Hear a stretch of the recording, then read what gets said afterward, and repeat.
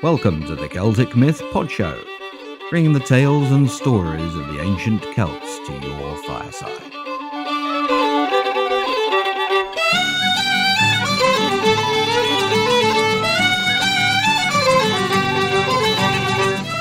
Episode SP36, 2013 Spring Equinox, Part 2.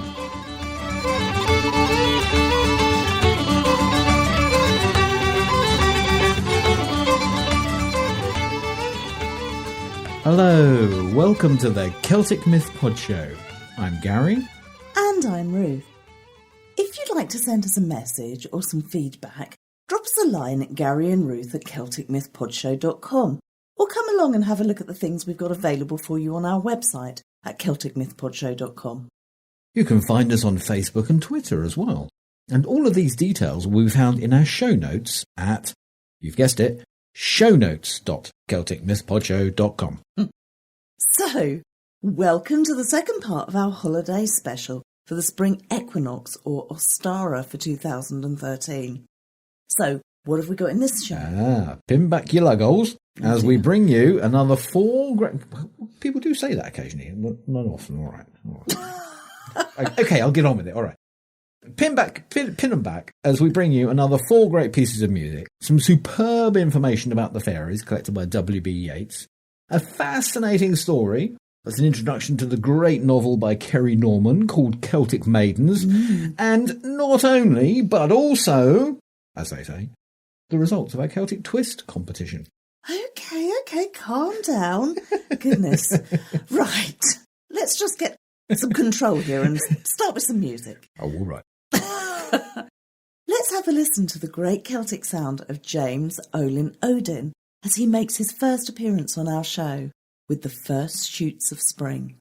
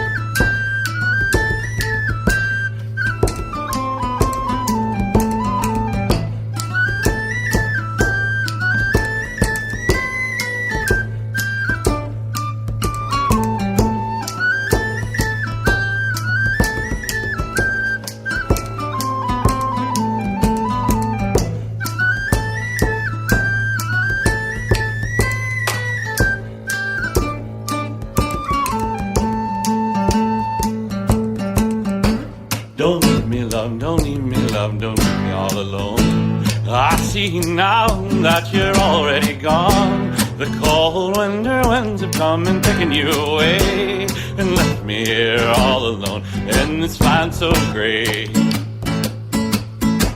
Like to a newborn child, a lullaby we sing. Oh, he's born anew on the first shoots of spring. When winter passes by and all seems dead, oh, he's born anew on the first shoots of spring.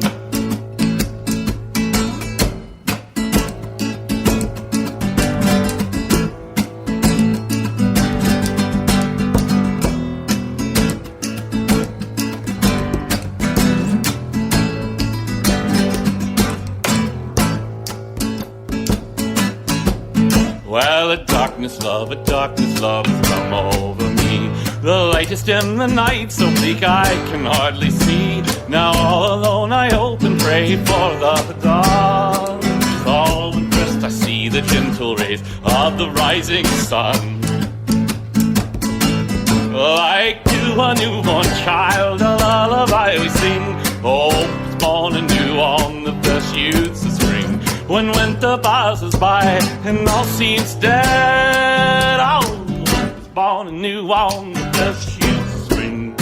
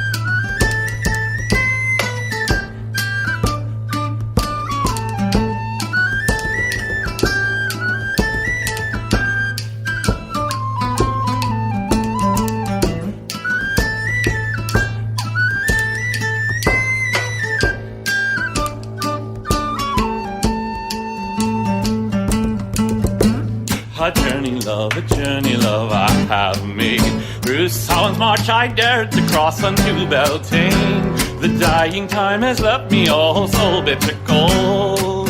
Oh, I journey now into the spring.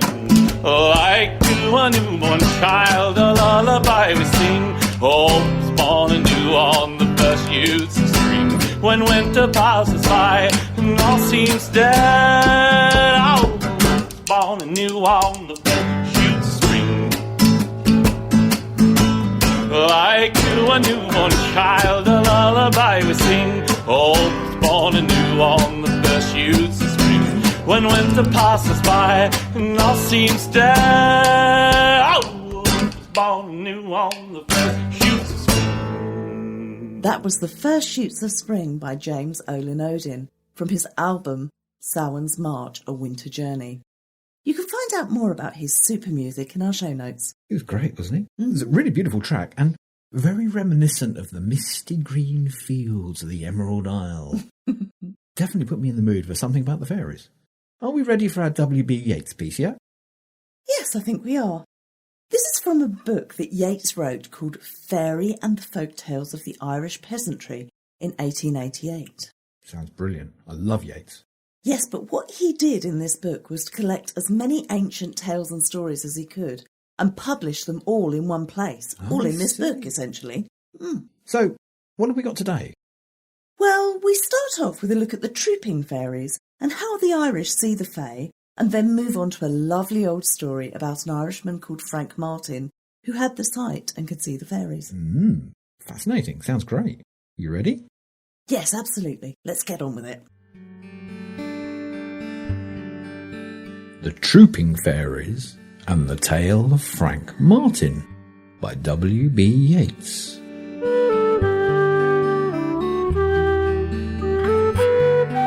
The Irish word for fairy is sheog, a diminutive of she in Banshee. The fairies are Deen she, fairy people. All the spelling of these words will be in the show notes, by the way. Who are they? Fallen angels who were not good enough to be saved, nor bad enough to be lost, say the peasantry. The gods of the earth, says the Book of Armagh. The gods of pagan Ireland, say the Irish antiquarians. The Tuatha De Danann, who, when no longer worshipped and fed with offerings, dwindled away in the popular imagination, and now are only a few spans high. And they will tell you, in proof, that the names of fairy chiefs are the names of old Danann heroes, and the places where they especially gather together, Danann burying places, and that the Tuatha De Danann also used to be called the Sluashi, the fairy host, or Markrashi, the fairy cavalcade. On the other hand, there's much evidence to prove them fallen angels. Witness the nature of the creatures, their caprice, their way of being good to the good and evil to the evil, having every charm but conscience, consistency. Beings so quickly offended that you must not speak much about them at all. Never call them anything but the gentry, or else Dina Ma, which in English means the good people. And yet so easily pleased, they will do their best to keep misfortune away from you, if you leave a little milk out for them on the windowsill overnight. On the whole, the popular belief tells us most about them, telling us how they fell and yet were not lost, because their evil was wholly without malice. Are they then the gods of the earth? Perhaps. Many poets and all mystic and occult writers in all ages and countries have declared that behind the visible are chains on chains of conscious beings who are not of heaven but of the earth, and who have no inherent form but change according to their whim, the mind that sees them. You cannot lift your hand without influencing and being influenced by hordes. The visible world is merely their skin. In dreams we go amongst them and play with them and combat with them. They are, perhaps, human souls in the crucible, these creatures of whim. Do not think the fairies are always little. Everything is capricious about them, even their size. They seem to take what size or shape pleases them. Their chief occupations are feasting, fighting, and making love, and playing the most beautiful music. They have only one industrious person amongst them, the leprechaun, the shoemaker. Near the village of Balisadaire is a little woman who lived amongst them 7 years. When she came home, she had no toes. She danced them off. They have 3 great festivals in the year: May Eve, Midsummer Eve, and November Eve. On May Eve, every 7th year, they fight all round, but mostly on the Plain de Born, wherever that is, for the harvest, for the best ears of grain belong to them. An old man told me he saw them fight once. They tore the thatch off a house in the midst of it all. Had anyone else been near, they would merely have seen a great wind whirling everything into the air as it passed. And when the wind makes the straws and leaves whirl as it passes, that is the fairies, and the peasantry take off their hats and say, "God bless them." On Midsummer Eve, when the bonfires are lighted on every hill in honour of St. John, the fairies are at their gayest, and they sometimes steal away beautiful mortals to be their brides. On November Eve, they're at their gloomiest, for according to the old Gaelic reckoning, this is the first night of winter. This night they dance with the ghosts, and the puka is abroad, and witches make their spells, and girls set a table with food in the name of the devil, that the fetch of their future lover may come through the window and eat of the food. After November Eve, the blackberries are no longer wholesome, for the puka has spoiled them. When they're angry, they paralyse men and cattle with their fairy darts. When they're gay, they sing. Many a poor girl has heard them, and pined away and died for love of that singing. Plenty of the old beautiful tunes of Ireland are only their music caught up by eavesdroppers. No wise peasant would hum the pretty girl milking the cow near a fairy rath, for they are jealous and do not like to hear their songs on clumsy mortal lips. Carolan, the last of the Irish bards, slept on a rath, and ever after the fairy tunes ran in his head and made him the great man he was. Do they die? Blake saw a fairy's funeral, but in Ireland we say they're immortal.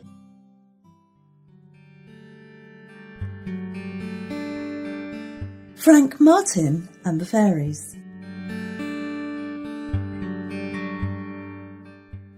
Martin was a thin, pale man. When I saw of him a sickly look, the constitution naturally feeble. His hair was a light auburn, his beard mostly unshaven, and his hands of a singular delicacy and whiteness, owing, I dare say, to as much of the soft and easy nature of his employment as to his infirm health. In everything else he was as sensible, as sober, and rational as any other man. But on the topic of fairies, the man's mania was peculiarly strong and immovable. Indeed, I remember that the expression in his eyes was singularly wild and hollow, and his long narrow temples sallow and emaciated. Now, this man did not lead an unhappy life, nor did the malady he laboured under seem to be productive of either pain or terror to him, although one might be apt to imagine otherwise. On the contrary, he and the fairies maintained the most friendly intimacy, and their dialogues, of which I fear were woefully one-sided ones, must have been a source of great pleasure to him, for they were conducted with much mirth and laughter, on his part at least. I saw him in his weaving shop.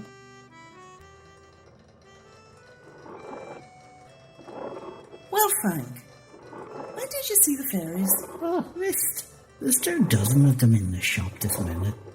There's a little old fella sitting on the top of the sleighs, and ought to be rocked while I'm weaving. There's sorrows in them, but they're the greatest little schemers alive, so they are. See, there's another one of them I'll be dressing noggin. But go out of that, you shingon. Oh, bad cess to me if you don't. But I'll leave you a mark. Cut your teeth, you. Frank, aren't you afraid of them? Is it me? What would I be afraid of them for? Sure, they have no power over me. And why haven't they, Frank? Because I was baptised against them. What do you mean by that? Why, the priest to christen me was told by my father to put in the proper prayer against the fairies, and a priest can't refuse it when he's asked, and he did so. Begorrats as well for me that he did. Let the tallow alone, you little glutton. See, there's a weeny teeth for them eating me tallow. Now, because, you see, it was their intention to make me king of the fairies. Is it possible? Divil a lie in it. I'm sure you may ask them. They'll tell you. What size are they, Frank? Oh, little wee fellas. With green coats and the prettiest little shoes have you seen. There's two of them, both old acquaintances of mine, running along the yarn beam. That old fellow with the bob wig, he's called Jim Jam. And he had a chap with the three cocked hat, he's called Nicky. And Nicky plays the pipes.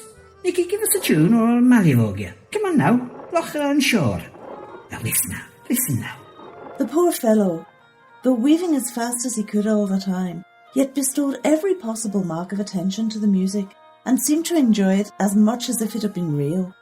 But who can tell whether that which we look upon as a privation may not after all be a fountain of increased happiness, greater perhaps than any which we ourselves enjoy? I forget who the poet is who says, "Mysterious are the laws, the visions finer than the view. Her landscape nature never drew so fair as fancy draws." Many a time, when a mere child, not more than 6 or 7 years of age, have I gone as far as Frank's weaving shop, in order, with a heart divided between curiosity and fear, to listen to his conversation with the good people. From morning till night his tongue was going almost incessantly as his shuttle, and it was well known that at night, wherever he awoke out of his sleep, the first thing he did was to put out his hand and push them, as it were, off his bed. Go out of this, you thieves. You, go out of this now and leave me alone. Oh, Nicky, is this any time to be playing the pipes? And me wants to be sleeping. Go off now. Troth, if yous do, you'll see what I'll give yous tomorrow. I'm sure I'll be making new dressings, and if yous behave decently, maybe I'll leave yous the scraping of the pot. Oh, there now. Oh, poor things. They're decent creatures, and sure they're all gone. Oh, and poor Redcap, who doesn't like to leave me. And then the harmless monomaniac would fall back into what we trust was an innocent slumber. About this time there was said to have occurred a very remarkable circumstance, which gave poor Frank a vast deal of importance amongst the neighbours. A man named Frank Thomas, the same in whose house Mick Mamori held the first dance at which I ever saw him, as detailed in a former sketch. This man, I say, had a sick child, but of what complaint I cannot now remember, nor is it of any importance. One of the gables of Thomas's house was built against, or rather onto, a fort or rat, called Townie, or properly Tuna Fort. It was said to be haunted by the fairies, and what gave it a character peculiarly wild in my eyes was that there were on the southern side of it 2-3 little green mounds which were said to be the graves of unchristened children, over which it was considered dangerous and unlucky to pass. At all events, the season was midsummer, and one evening, about dusk during the illness of the child, the noise of a hand saw was heard upon the fort. This was considered rather strange, and after a little time, a few of those who assembled at Frank Thomas's went to see who it was that could be soaring him, or what they could be soaring at so late an hour, for everyone knew that nobody in the whole country about them would dare to cut down the few white thorns that grew upon the fort. On going to examine, however, judge of their surprise when, after surrounding and searching the whole place, they could discover no trace of either sower or sawyer. In fact, with the exception of themselves, there was no one, neither natural or supernatural, visible. They then returned to the house, and had scarcely sat down when it was heard again within 10 yards of them. Another examination of the premises took place, but with equal success. Now, however, while standing on the fort, they heard a soaring in a little hollow, about 150 yards below them, which was completely exposed to their view, but they couldn't see nobody. A party of them immediately went down to ascertain, if possible, what this singular noise and invisible labour could mean. But on arriving at the spot, they heard the soaring, to which were now added hammering and the driving of nails upon the fort above, whilst those who stood on the fort continued to hear it in a hollow. On comparing notes, they resolved to send down to Billy Nelson's for Frank Martin, a distance of only about 80 or 90 yards. He was soon on the spot, and without a moment's hesitation he solved the enigma. "'Tis the fairies," said he. "We see them, and busy creatures they are. What are they sawing, Frank? They're making a child's coffin," he replied. "They have the body already made, and they're now nailing the lid together. That night the child died, and the story goes that on the second evening afterwards, the carpenter who was called to make the coffin brought a table out from Thomas's house to the fore as a temporary bench, and it is said that the sawing and hammering necessary for the completion of his task were precisely the same as which had been heard the evening but one before, neither more nor less. I remember the death of the child myself and the making of its coffin, but I think the story of the supernatural carpenter was not heard in the village for some months after its interment. Frank had every appearance of a hypochondriac about him. At the time I saw him, he might be about 34 years of age. I do not think from the debility of his frame and infirm health that he has been alive for several years. He was an object of considerable interest and curiosity, and often have I been present when he was pointed out to the strangers as the man that could see the good people.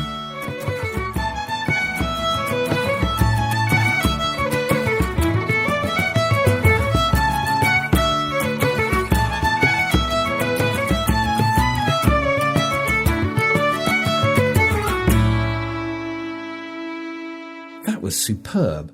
A wonderful picture of times gone by. Yes, but how much of it really relates to the Fae as they are today in Ireland? I wonder. Good question. I love the fact that they're tricksters. It's perfect for this time of year. What do you mean? Well, the rabbit or hare is often seen as a trickster. It's also associated with the spring equinox or Ostara, Yostre being the origin of our Easter festival. Even though I'm now beginning to suspect that the Easter Bunny is actually Australian. Well, that'll be a certain film then. But, back to the plot.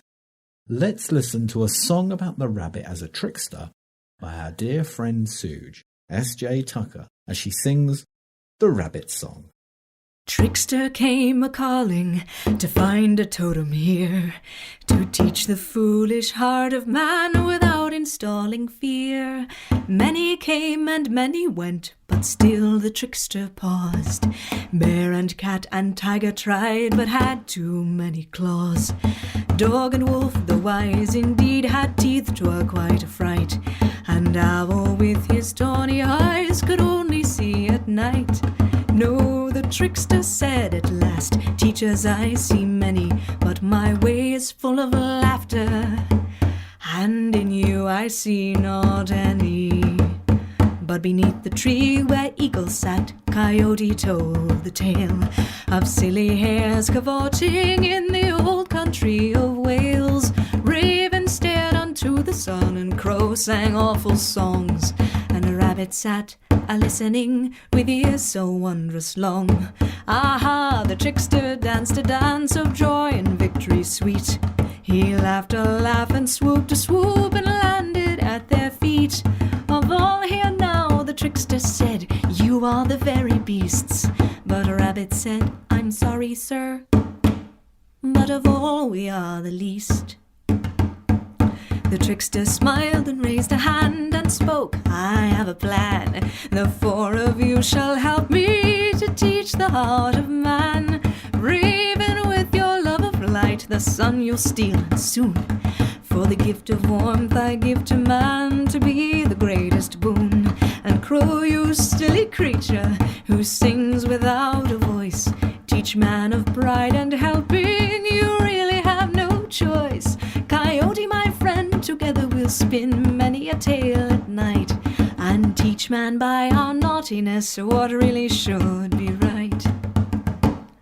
At last he turned to Rabbit with a twinkle in his eye. You'll be my favorite creature, and here's the reason why. Your eyes are bright, your feet are swift, your ears hear round the bend, and your very simple humbleness will steal the heart of men. Together we shall thwart the pains the gods do throw to earth, and turn aside their fiery darts with merriment and mirth.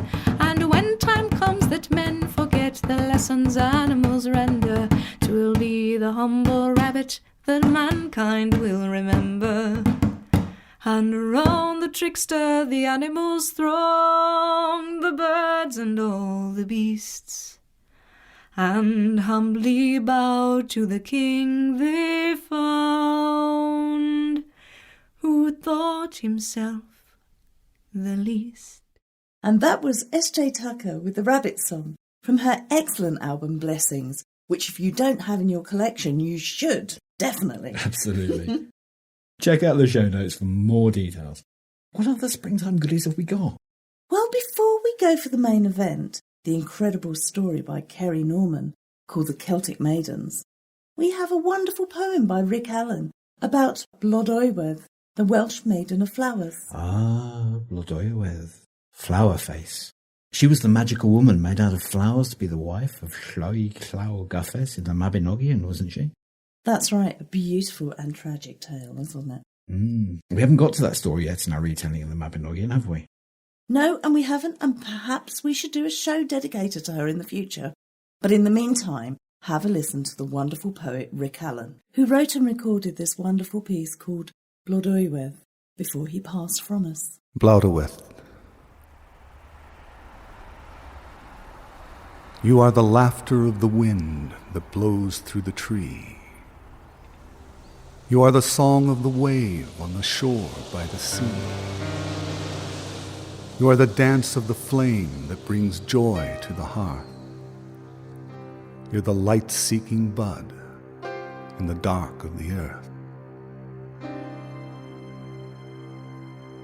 Like the whispering wind in the towering trees, like the foam-tossed waves on the limitless sea, like the flickering flame in the heart of the fire, like the tiny bud climbing higher and higher.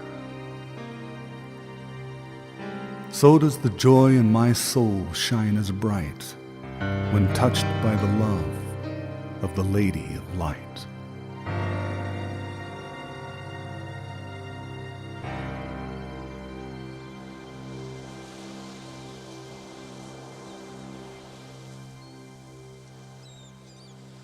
That was absolutely enchanting. It was, wasn't it? That was Rick Allen from his album The Inconstant Bard. Check out the show notes for further details. And now I think it's time for the story. Would you like to tell us something about it? Yes. Well, The Celtic Maidens is set in Wales and tells the story of Sian Derwin, whose life holds few pleasures except for her friends, her interest in local folklore, and the standing stones, until the day that Ryan Ackley arrives in her remote Welsh village. In this short piece, we meet the main characters and get some clues as to some very important events in the distant past. Celtic Maidens by Kerry Norman.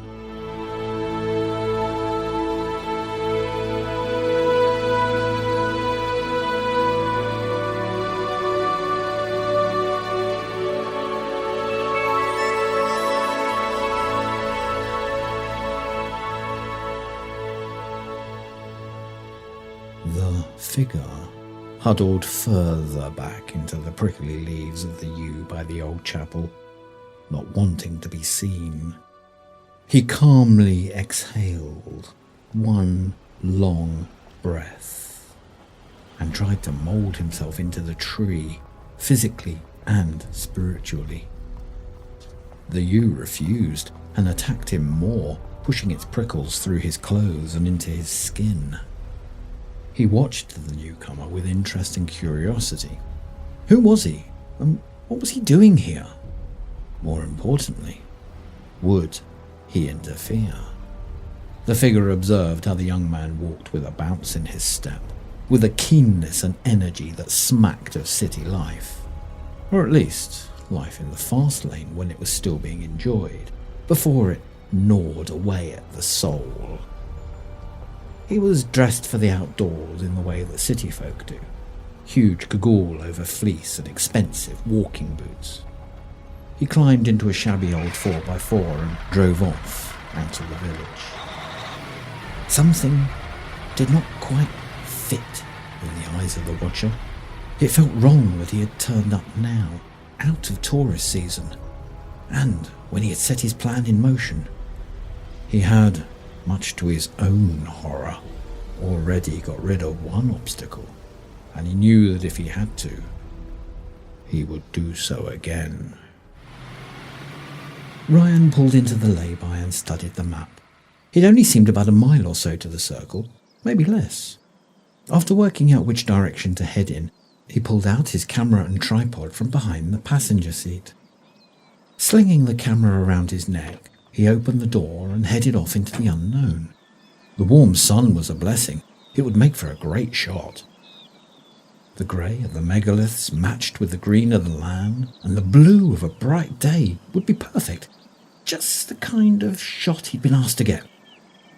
He pushed open the gate and observed how the moorland laid out in front of him. He squinted in the low sun, seeking out a pathway, but could see only a faint green line ahead. Ryan had not gone far before he realised how muddy and marshy the ground was. With every step, a puddle arose, as well as a squelching noise. Using his tripod as an impromptu walking stick, he ploughed on. It took him a while to reach the circle. Oh, but it was well worth it.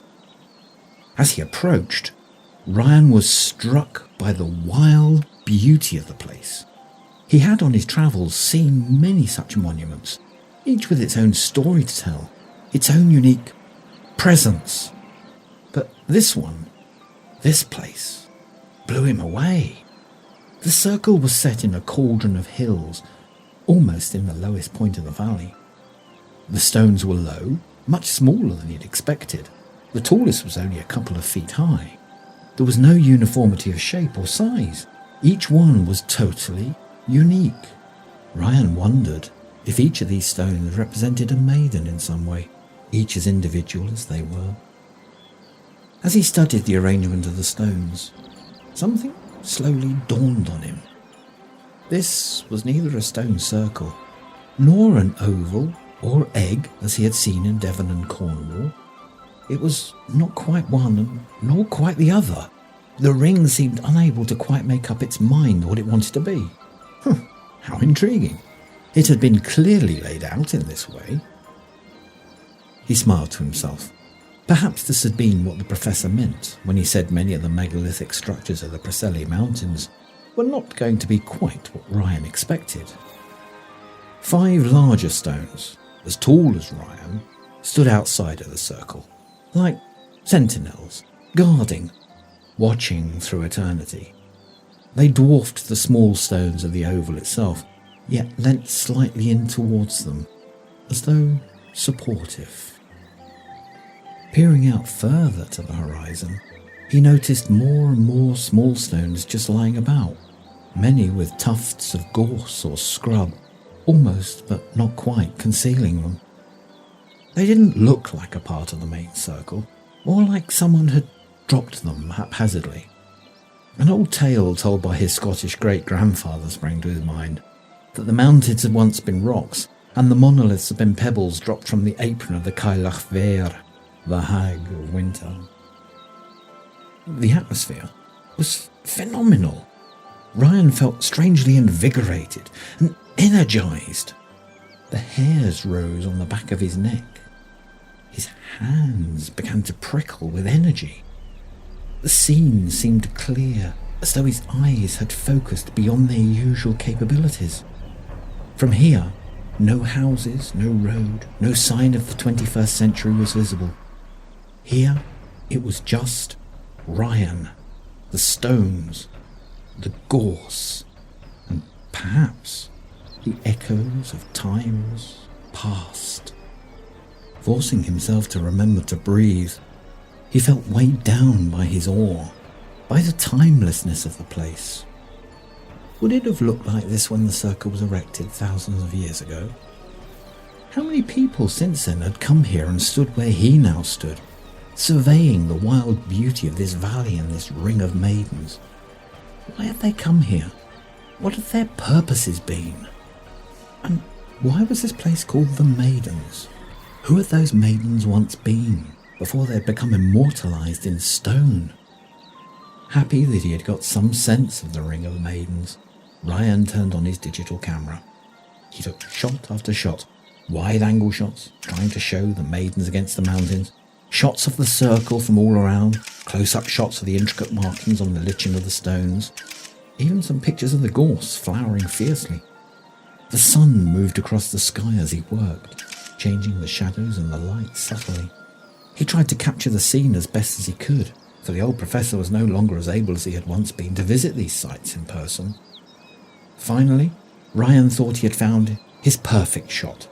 The circle from the east framed behind it by the mountains, and in the foreground a gnarled and twisted gorse bush in some half-hearted attempt at flowering. The image was loaded with the power of the place, its aura and timelessness. Ryan could see it now, printed up in black and white to highlight the otherworldliness. He surveyed the other shots. None was as perfect as his last one. Something caught his attention. A mark or shadow in several of the shots. Always in a different place. Always within the circle. Perhaps it was some odd effect of all these stones and bushes. Turning the camera around and into the light, Ryan peered intently at the lens. Pulling a white cloth from his pocket, wiped down the lens. Ryan turned his attention to the outlying stones. They must have been once part of an avenue leading up to and away from the main circle. These stones were heavier, chunkier, and more squared off than the hodgepodge of the circle stones. They'd clearly been dressed. So why had the others not? The rest of the avenue was presumably gone. He explored the moorland for a while, looking for others, possibly fallen or sunk part way in this marshy land. How long had the avenue once been? And where had it led from and to?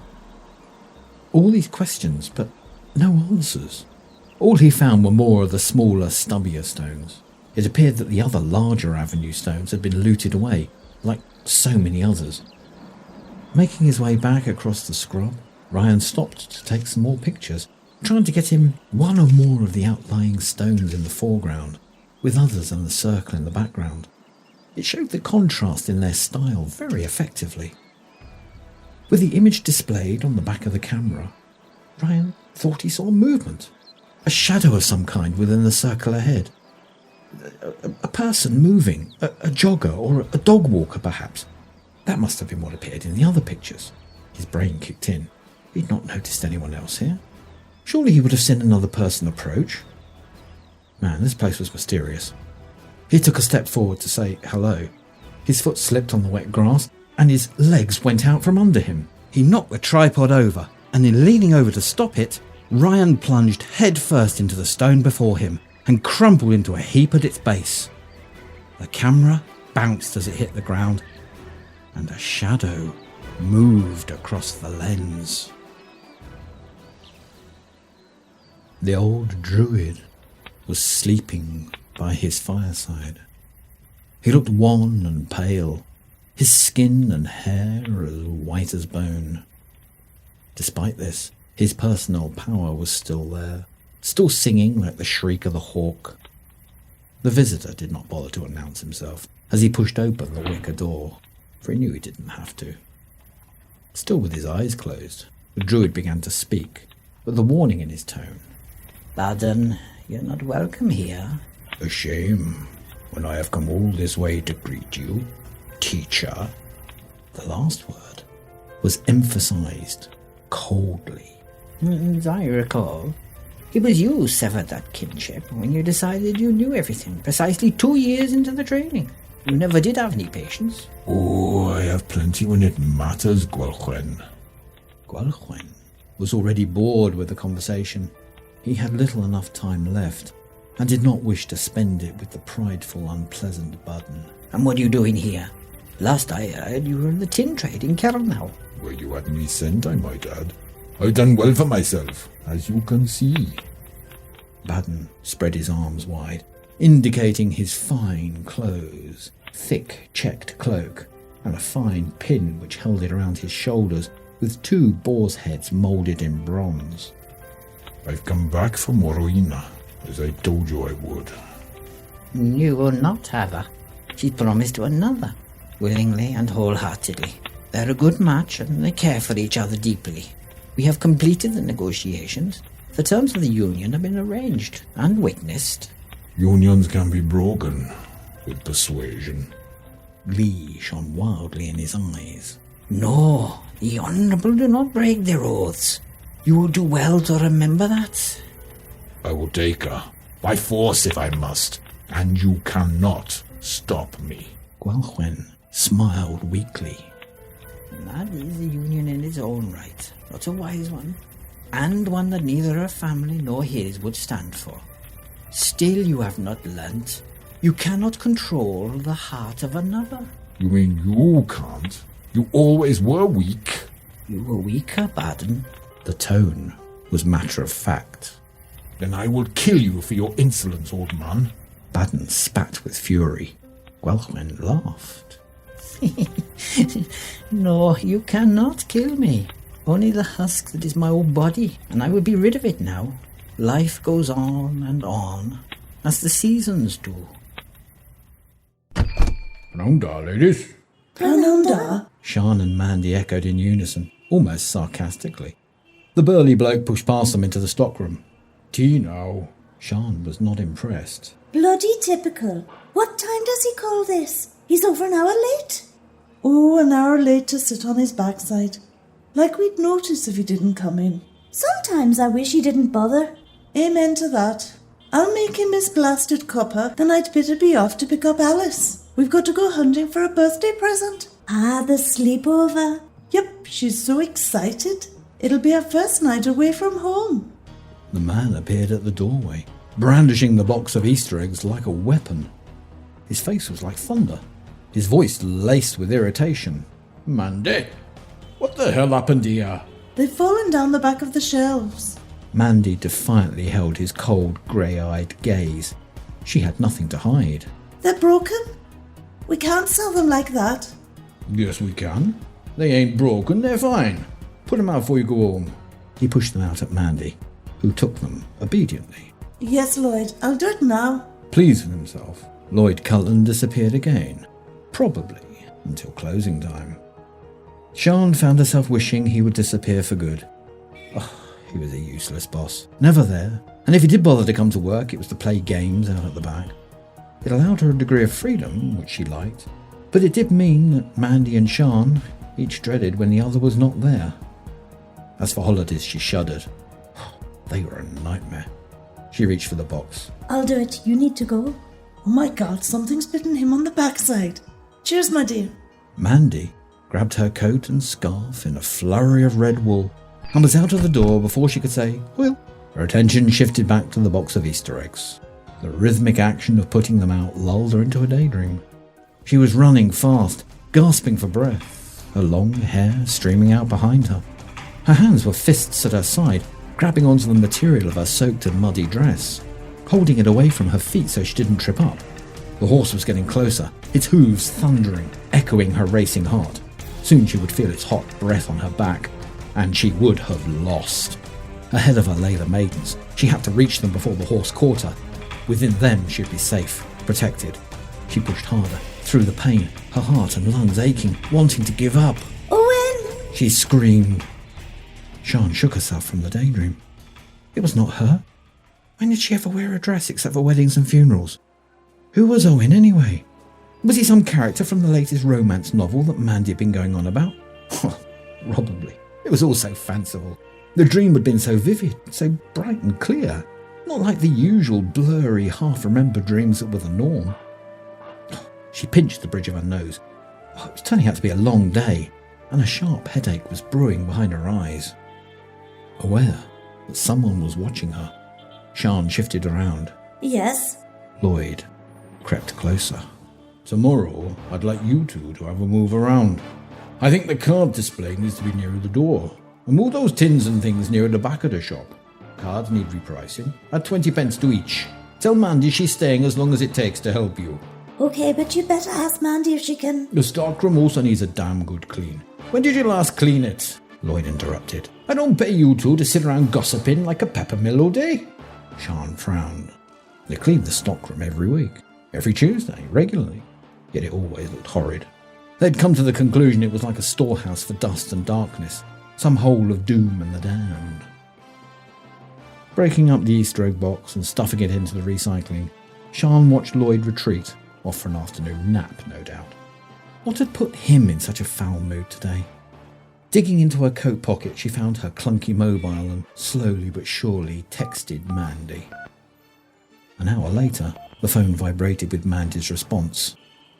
Only if you and me go out for a tea after. Sian read the message to herself phonetically. She knew she should be more familiar with the language of texting. She was only 24, for goodness' sake. But somehow she'd never got the hang of this peculiar way of twisting the words. Sian mouthed every letter as her thumbs moved slowly to her response. Ryan blinked slowly. The world turned from black to grey. His eyes gradually focused, and he realised that he was lying on his side, facing one of the grey rocks. He shivered. The water from the ground had seeped through his clothes and onto his skin. The cold chilled him to the bone. Rolling onto his back, he stared at the sky above. Like the stone, it was grey overhead. The sun had retreated behind the darkening clouds. Dusk was fast approaching, and the warmth of the day had gone. Ryan checked his watch. He'd been out cold for hours. Slowly he got to his knees. His head was throbbing with pain, making it hard to concentrate. Every movement made him want to retch. He put his hand to his head where he felt a bump and something sticky. Bringing his hand down to eye level, he noticed a small blurred pattern of blood mixed with rain on his fingers. He let his hand fall to his side, keeping the other firmly against the stone. He looked around. The tripod lay at his feet where it had fallen. Where was his camera? Must be here somewhere. Working on his hands and knees, Ryan searched the tufts of grass until his fingers wrapped around the cold plastic they knew so well. Breathing a sigh of relief, Ryan pulled the camera towards him. The switch was still in the on position, but the camera was lifeless. Ryan hoped it was only the battery that was flat. He didn't want to think of anything else right now, apart from finding warmth and some dry clothes. Climbing uneasily to his feet with the aid of the tripod, he slung the camera around his neck, determined not to let it meet the mud again. The shadow, he remembered. That had been what had made him fall. Had it been a person? Surely not. A person would not have been so cruel as to leave him out on the moors, would they? Perhaps a trick of the light. Smoke spiraled upwards from the fire, turning and twisting as though glad to be free of the flames. Someone to the side threw a handful of herbs into the fire. They scattered in the flames, spluttered for a moment, and the flame changed hue. Owen sat, staring into the flames. "See, Deepa, my son, did it speak to you?" The old man's voice was gentle, full of calm and wisdom. He searched frantically in the flames for an answer, for an image of what he must do. Nothing came, and he was getting uncomfortable. A cramp was starting in his knee, and an itch on his foot was driving him crazy. "Yes, Gochan, feel the flame within. Let two become one," the older man encouraged. Owain exhaled, feeling the heat of his own breath, the heat of his own blood and body. He felt his inner flame flicker and reach out to the flame before him. Carefully, as he'd been taught, he allowed the two flames to blend, to join and dance in ecstasy.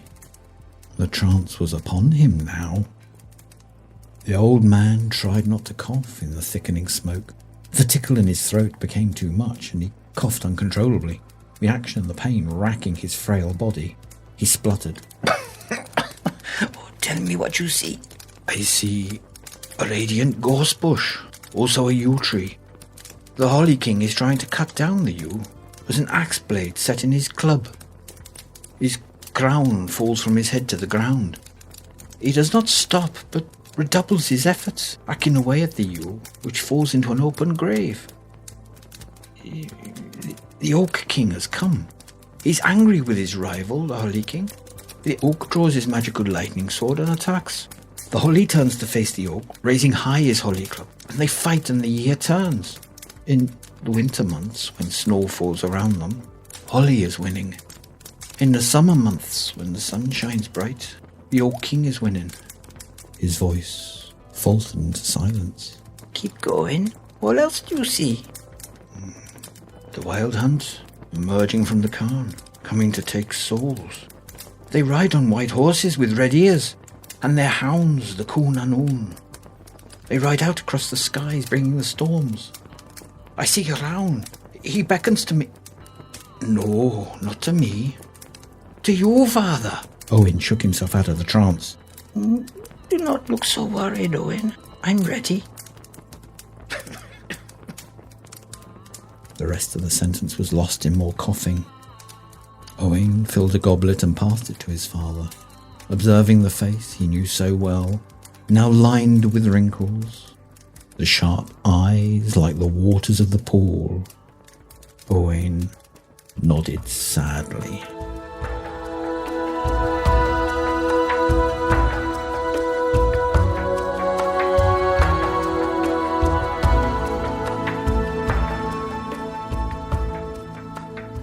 Oh, that's such a good story. I want to know what happens to Owen and Sian now. You should read it. It's a good book. You find all the details about the book in the show notes. Ooh, excellent. I can't wait. Okay, now what about some great music? Oh, yes. And I've got something rather special. The great Celtic folk rock band, the Connemara Stone Company, has released a brand new album for St. Patrick's Day called Original. So have a listen to their track, Atholl Highlander.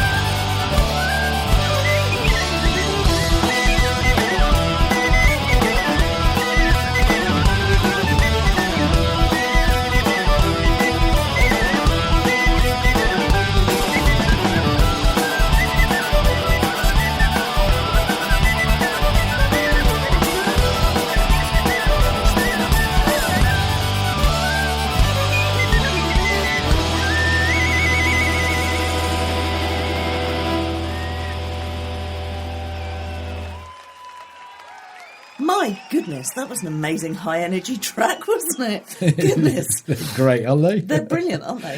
That was a track called Atholl Highlander from their St. Patrick's Day album, Original. We'll be bringing you more of their amazing music in the future. Brilliant. Now, did you know that the Atholl Highlanders are a Scottish regiment that are not in the British Army, but a private regiment in the employ of the Duke of Atholl? No, I didn't. Well, that's fairly amazing. That's kind of cool, really. So, I guess they're a ceremonial regiment, yeah? Yes, that's right. They've got about 100 members and are the UK's only legal private army. Good grief. In fact, the only legal one in the whole of Europe. Struth. They have their own pipe and drum section as well. Wow. It's amazing what useless information we collect, isn't it?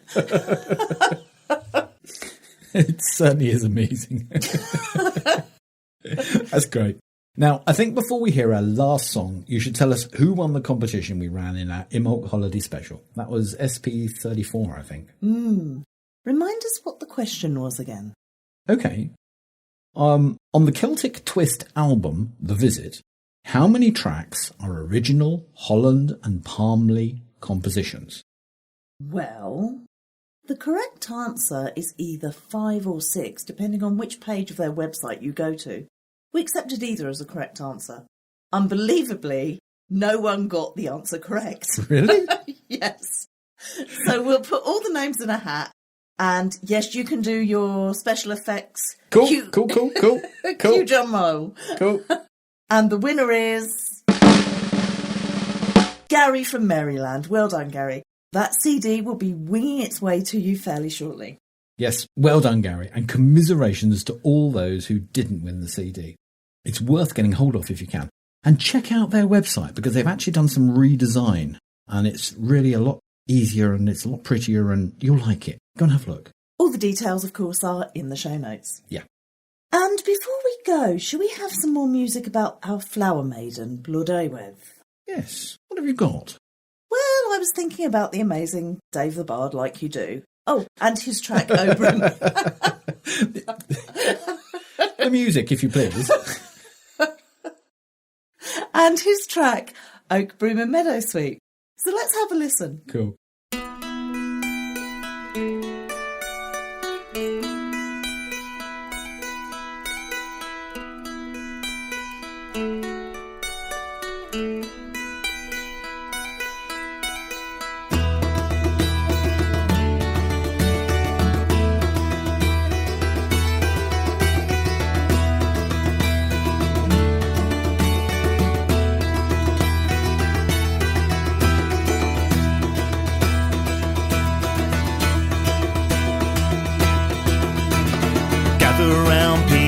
Spin you a tale of a mother's anger and a curse doomed to fail. Ariane, Rod's baby, whom she did disown, and Gwydion stole him to raise as his own. Now the boy, he grew to be strong and brave, but his mother cursed him not to be given a name. When he cast a stone where a wren it did land, she said the young lion has a steady hand. Call the May, call the May, call the May, call the May. Gather round people and call in the May. Call the May, call the May, call the May, call the May. Gather round people and call in the May.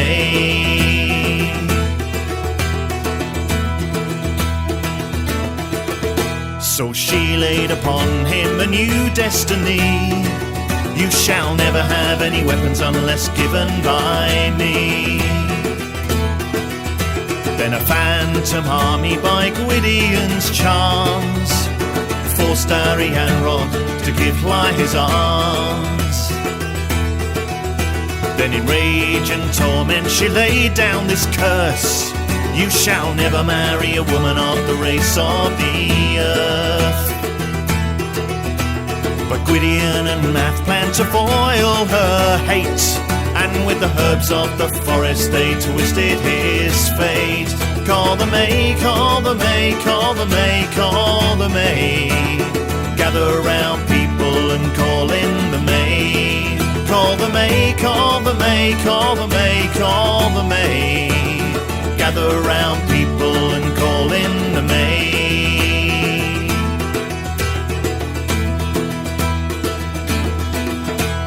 They're gathered from the forest, from the grove where they meet. Flowers of old broom and meadow sweet,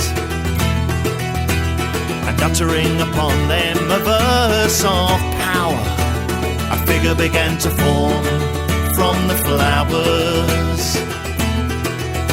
Oh, rise and wake, fairest lady of spring, come and be wed to the forest king. Flower face is your name, sweet blood I wed. You carry life within your breath. Call the May, call the May, call the May, call the May. Gather round people and call in the May. Call the May, call the May, call the May, call the May. Gather round people and call in the May.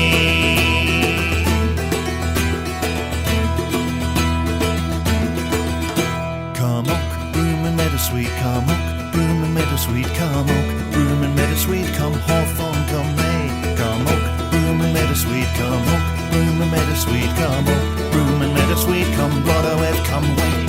Come on, broom and meadowsweet, come on, broom and meadowsweet, come on, broom and meadowsweet, come hawthorn, come May. Come on, broom and meadowsweet, come on, broom and meadowsweet, come on, broom and meadowsweet, come bloodoweth, come wait. Call the May, call the May, call the May, call the May.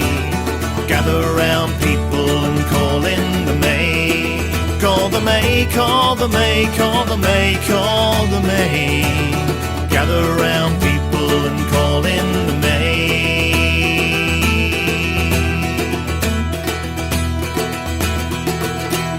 That was Dave the Bard with Oak, Broom and Meadowsweet from his fantastic album, The Spirit of Albion.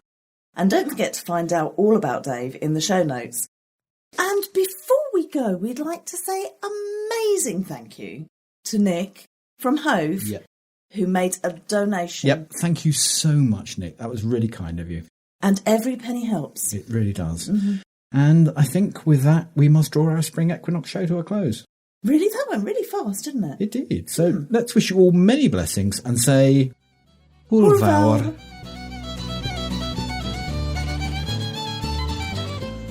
Are we ready for our W.P. Yeats speak? Our W.P. Yeats? Who? Yeah, him. Him. He was a very known brother of W.B. Yeats. William Phillip. The autumn equinox is on our friends down under. I think with would be better there, don't you? Yes. Yes. I'll just do that last bit then. Jonathan Smith. Jonathan Smith? Where did that come from? New brain, please. Yeah, because my old one's running out. Can I have another one, please? It's not happening to me. It's not happening for me today.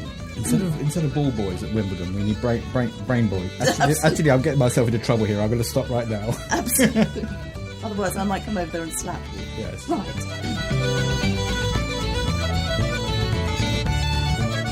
You've been listening to the Celtic Myth Pod Show, available from CelticMythPodShow.com. We hope you've enjoyed the show and will stay tuned for the next episode. You can send us an email or some voice feedback to Gary and Ruth at CelticMythPodShow.com. We'd like to say a special thank you to Kulan's Hounds, who provided us with the theme music for our show. You can find them at www.sfhounds.com. We'd also like to say a massive thank you to Ambrose, Kira, Celia, Dave the Bard, The Dolman, Keltoria, Kevin Skinner, Phil Thornton, SJ Tucker and Spiral Dance. All of these wonderful friends have given us unrestricted access to their music. More details about each of them can be found in the special Friends of the Show page on our website. You'll find links to all of these wonderful artists in the show notes at shownotes.celticmythpodshow.com.